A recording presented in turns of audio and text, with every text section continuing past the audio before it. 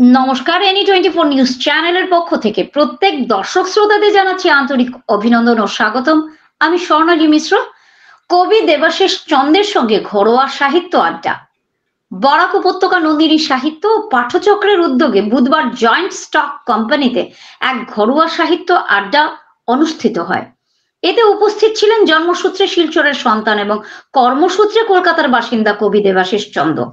প্রথমে তাকে বরাক উপত্যকা নন্দিনী সাহিত্য পাঠচক্রের সহ সংস্থা প্রধান শর্মিলা দত্ত উত্তরীয় দিয়ে সম্মান জানান। অনুষ্ঠান পরিচালনা করেন সংস্থার উপদেষ্টা চন্দ্রিমা দত্ত। কবি দেবাশিস চন্দ্র দীর্ঘদিন পর নিজের শহরে উপস্থিত হয়েছেন।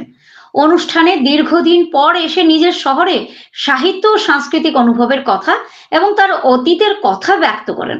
এছাড়া 19-এর উপর তার লেখা কবিতা ও অন্যান্য বিষয়ের উপর লেখা বেশ কয়েকটি স্বরচিত কবিতা পাঠ করে শোনান।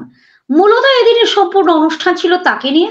উপস্থিত সকলের সঙ্গে পরিচয় পর্ব শেষে সকলের সঙ্গে মত বিনিময় করেন তিনি। শান্তশ্রী সোম এবং রাজিয়া সুলতানা কবির কবিতা পাঠ করে শোনান।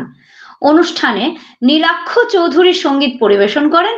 এছাড়া উপস্থিত ছিলেন জয়া ভাওয়াল, মানসী নন্দী, স্বাতিলেখা রায়, মৃদুলা ভট্টাচার্য, জয়শ্রী ভট্টাচার্য, শতদল আচার্য, শৈলেন দাস, নাছিম আহমেদ চৌধুরী, সুপ্রিয়া পাল, দেবযানী ভট্টাচার্য প্রমুখ।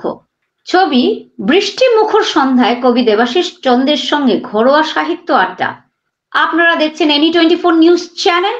এ ধরনের নিউজ দেখার জন্য আমাদের চ্যানেলটি সাবস্ক্রাইব করুন ও সঙ্গে থাকুন।